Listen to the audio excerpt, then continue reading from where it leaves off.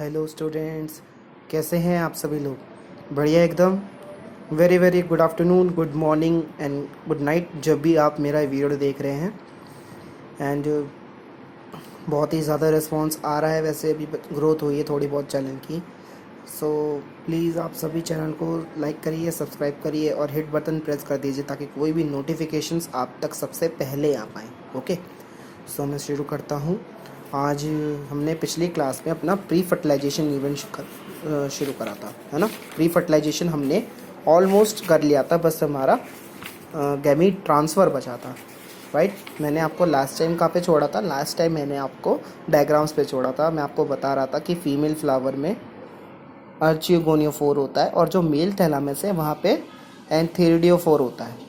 Okay, ये दोनों में मेन डिफरेंस है। ई वाली जो फिगर है वो आपकी बायसेक्सुअल फ्लावर की स्वीट पोटैटो की दिखा रखी है। ओके, ये फिगर्स बहुत इंपॉर्टेंट है आपकी, इनको टिक कर लीजिए, ठीक है।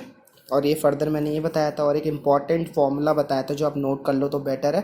Meiocytes 2n is equals to half of n gamete. Okay, मैंने लिख रखा है साइड में ये भी। एक मिनट। चलिए, तो मैं शुरू करता हूँ आज की क्लास आपकी। आज हम बेसिकली पढ़ेंगे वो गैमीट ट्रांसफ़र है। देखो, गैमीट ट्रांसफ़र जैसे जैसे फॉर्मेशन हो जाता है मेल एंड फीमेल गैमीट्स का, तो उन्हें फिजिकली टुगेदर लाने के आने की ज़रूरत है, फैसिलिटेट करवाना उनको फ्यूजन करने के लिए।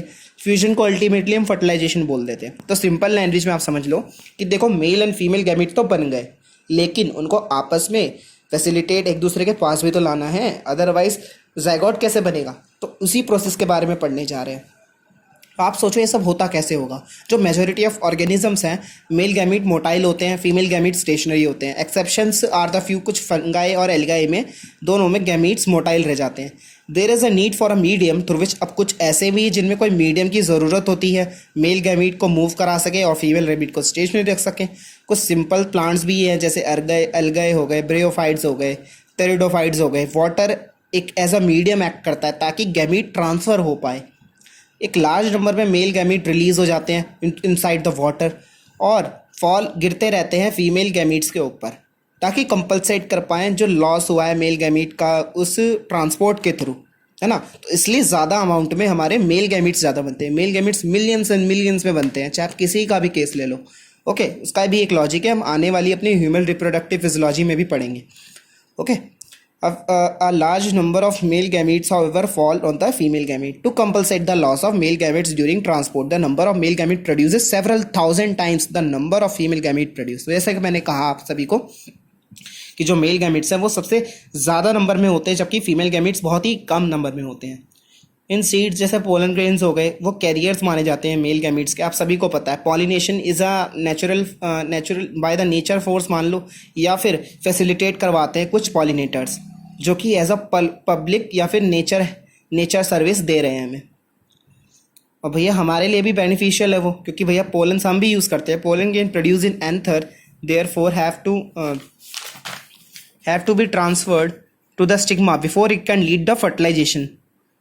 फिगर 17.b में दिखा रखा है आप सभी को, है ना। पहले तो इस वाली साइड में फिगर हम देख लेते हैं, ये आइसोगैमेट्स की फिगर दिखाई है और जो नीचे है ना वो आपका जर्मिनेशन दिखाया है पोलन ट्यूब का स्टिग्मा के अंदर से कैसे जा रहा है। ये देखिए, साफ साफ एक्सरे फिल्म दिखा रखी है पूरी। In bisexual, the self-fertilizing plant example peas transfer of pollen grains through the stigma is relatively easy as anthers and stigma are located close to each other. Pollen grains soon after they shed. जैसे जैसे pollen grains दी enzymes होते जाते हैं वैसे वैसे वो shade होते जाते हैं और कांटेक्ट में आ जाते हैं स्टिग्मा के। और लेकिन क्रॉस पॉलिनेटिंग का केस थोड़ा उल्टा हो जाता है, क्योंकि वो डायोसियस प्लांट में भी होगा और मोनोशियस प्लांट में भी होगा। एक स्पेशलाइज्ड इवेंट जिसको हम पॉलिनेशन, आप सभी को पता है, बचपन से पढ़ते आ रहे पॉलिनेशन का बेसिक मतलब क्या होता है। Pollination is a process in which जो इंसेक्ट पॉलिनेटर्स होते हैं वो अपने बॉडी सरफेस पे क्या लगा के लेकर आते हैं, जितने भी पोलन्स हैं वो सब अटैच करके लेके आ जाते हैं और फिर शेड आउट कर देते हैं, या तो उसी प्लांट में या फिर डिफरेंट प्लांट में उसी स्पीशीज़ के। और फर्दर जो आपका पोलन पिस्टल इंटरेक्शन वो भी हम पढ़ेंगे आगे इसके नेक्स्ट चैप्टर में, है ना। तो यहाँ पे लिखा है पॉलिनेशन फैसिलिटेट करवाता है transfer of pollen grain stigma में। Pollen grain germinate on the stigma of the pollen tubes carrying the male gamete, जो रीच करता है ओव्यूल तक जाएगा अपना पोलन ट्यूब के जरिए उसके बाद डिस्चार्ज करेगा मेल गैमीट को near the cell. Dioecious animals में male and female gamete different individuals बनाते हैं। जो ऑर्गेनिज्म है वो इवॉल्व करेगा स्पेशल मैकेनिज्म गैमीट ट्रांसफर का। जो सक्सेसफुल ट्रांसफर है कमिंग टुगेदर ऑफ गैमीट का, ये ज़रूरी हो जाता है क्योंकि बहुत ही क्रिटिकल इवेंट होती है सेक्सुअल रिप्रोडक्शन में, जिसे हम फर्टिलाइजेशन बोलते हैं, जो कि हम पढ़ेंगे भी बहुत अच्छे से ह्यूमन रिप्रोडक्टिव चैप्टर में। अभी हम फर्टिलाइजेशन का बेसिक मतलब समझ लेते हैं, है ना। फिर हमारी जो नेक्स्ट वीडियो रहेगी उसमें हम बेसिकली पढ़ेंगे पोस्ट फर्टिलाइजेशन इवेंट्स और इस चैप्टर को एंड कर देंगे। ये हमारा लास्ट टॉपिक है आज का, फर्टिलाइजेशन।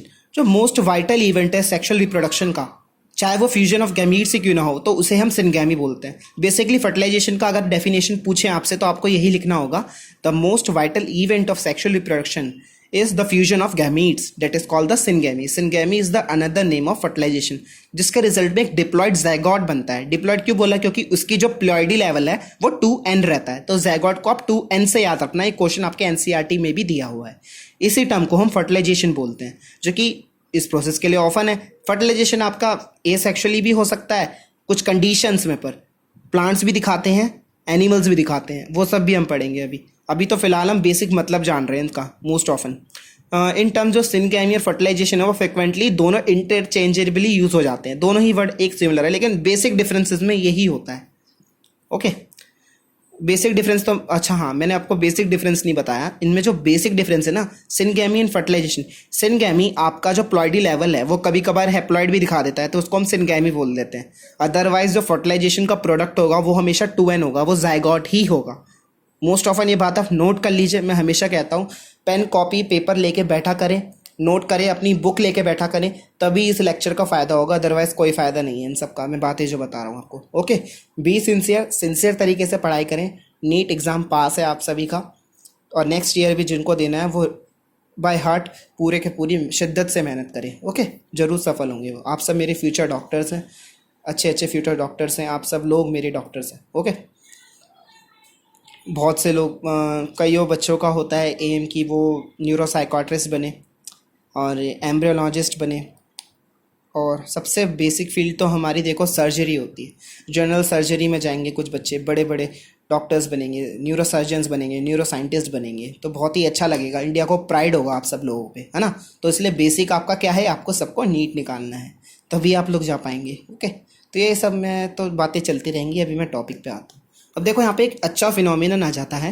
हाउएवर ये मेंशन है कि कुछ ऐसे ऑर्गेनिजम्स भी जैसे रोटीफोर्स हो गए, हनी बीज हो गए, और कुछ लिजार्ड जो छिपकलियाँ होती हैं। बर्ड का एग्जांपल याद रखना हमेशा, टर्की। बर्ड्स जैसे टर्की, जो फीमेल गैमीट है वो वो अपने आप ही डेवलप्ड होना शुरू हो जाता है नए ऑर्गेनिज्म में, बिना फर्टिलाइजेशन के। इस फिनोमिनन को हम पार्थिनोजेनेसिस बोलते हैं। एक होता है पार्थिनोकार्पी। पार्थिनोकार्पी आप पढ़ते हैं वेजिटेटिव रिप्रोडक्शन में। ओके, जो कि बनाना में देखने को मिलता है, सीडलेस प्लांट है बनाना, वो पार्थिनोकार्पी का एग्जाम्पल है। दोनों में लिटिल बिट यही डिफरेंस है कि हम इसको ओवरऑल पार्थिनोजेनेसिस प्रोसेस को बोल देते हैं, और पार्थिनोकार्पी जो प्लांट्स में होती है उन प्रोसेसेस को बोल देते हैं। तो यहाँ पे पार्थिनोजेनेसिस आप क्या समझे, जब एक फीमेल एग सेल अपने आप ही डेवलप होना शुरू हो जाए बिना कोई फर्टिलाइजेशन के, तो उस फिनोमिनन को हम पार्थिनोजेनेसिस बोलेंगे, जिसके कुछ एग्जांपल्स एनसीईआरटी में मेंशन है, प्लीज़ इनको याद करके जाना। Where does syngamy occur? अब ये सिनगैमी होती कहाँ पर है? जितने भी एक्वेटिक ऑर्गेनिजम्स हैं, majority of algae, fishes as well as जो एम्फीबियंस हैं, वो सब के सब सिनगैमी दिखाते हैं, लेकिन एक्सटर्नल मीडियम, उनके लिए एक्सटर्नल मीडियम में होते हैं, क्योंकि इनके जो एग होते हैं ना, इनका जो एग शेल होता है वो बहुत ही सॉफ्टन होता है, वो मॉइस्चर से होके ना फट जाएगा। अगर ज़्यादा उसको मॉइस्चर कंटेंट उड़ जाए उस पे से, और सनलाइट तेज पड़ रही है, बिल्कुल धूप बहुत तेज आ रही है, तो ना वो जो शेल है ना एग का, वो फट जाएगा। तो इस वजह से वो अपने अंडे एक्सटर्नल मीडियम मतलब वाटर में ले करते हैं, outside the body of the organism. ठीक है, इसी गैमेटिक फ्यूजन को, और कुछ ऐसे केसेस भी देखे गए हैं जिनमें मतलब मेल पार्टनर जाता है और अपने स्पर्म्स शेड ऑफ कर देता है एग सेल पे, वो भी हम पढ़ेंगे। इसी को हम एक्सटर्नल फर्टिलाइजेशन बोलते हैं। जो ऑर्गेनिजम्स एग्जिबिट करते हैं एक्सटर्नल फर्टिलाइजेशन, वो सिंक्रोनी दिखाते हैं मीडियम में, मीडियम के भरोसे होते हैं वो, जैसे वाटर, ताकि वो इन्हेंस कर पाए चांसेस ऑफ सिनगैमी, मतलब ज़्यादा से ज़्यादा चांसेस बढ़ जाए सिनगैमी होने के, फर्टिलाइजेशन होने के। Okay, this happens in the, अब ये होता है कुछ बोनी फिशेज में, फ्रॉग्स में, जहाँ पे large number of offsprings produce होते हैं। एक मेजर डिसएडवांटेज इसका ये हो जाता है, जो कि ऑफस्प्रिंग एक्सट्रीमली खतरे में होते हैं, वल्नरेबल टू प्रेडेटर्स, ये वर्ड लिखा है आपका एनसीईआरटी में, इसका मतलब है वो बहुत ही खतरे में हो जाते हैं क्योंकि आसपास की स्पीशीज उनको एज अ फूड समझकर खा जाएगी, इसलिए ये लाइन लिखी हुई है। तो ये लाइन एज इट इज़ आप याद रख लीजिए, अदरवाइज बहुत अच्छा होगा आपके बोर्ड एग्जाम्स के लिए। Vulnerable to predators technique their survival up to adulthood. बहुत से टेरेस्ट्रियल ऑर्गेनिजम्स है जो कि बिलोंग करते हैं फंगाई से, हायर एनिमल्स से, सच एस रेप्टाइल्स हो गए, बर्ड्स हो गए, मैमल्स हो गए, और majority of plants, bryophytes, pteridophytes, gymnosperms, angiosperms, इन सब में syngamy inside the body of the organism होती है। नोट माय वर्ड, मैंने कहा इनसाइड द बॉडी होती है। अब आउटसाइड वाला एक्सटर्नल खत्म हो गया, अब हम इनसाइड पे आ गए। तो इनसाइड में क्या होगा, इनसाइड में जितने भी organism including human being internal fertilization दिखाएंगे। ठीक है, जितने भी एडल्ट ऑर्गेनिजम्स आप मान लीजिए उन सभी में है। ये एग्जांपल्स आप याद रखना अपनी बुक की, जो पेज नंबर लास्ट में लिखे हैं। ठीक है, 14 पेज की लास्ट वाली लाइंस बहुत इंपॉर्टेंट है। उसके बाद इसी प्रोसेस को हम इंटरनल फर्टिलाइजेशन बोल देते हैं। जितने भी ऑर्गेनिजम्स है, एग फॉर्म्ड होता है inside the female body where they fuse with the male gamete. In organisms exhibiting internal fertilization, जो मेल गैमीट है वो मोटाइल रहेगा, उसको पहुंचना होगा एग सेल तक ताकि वो फ्यूज कर पाए उसके साथ।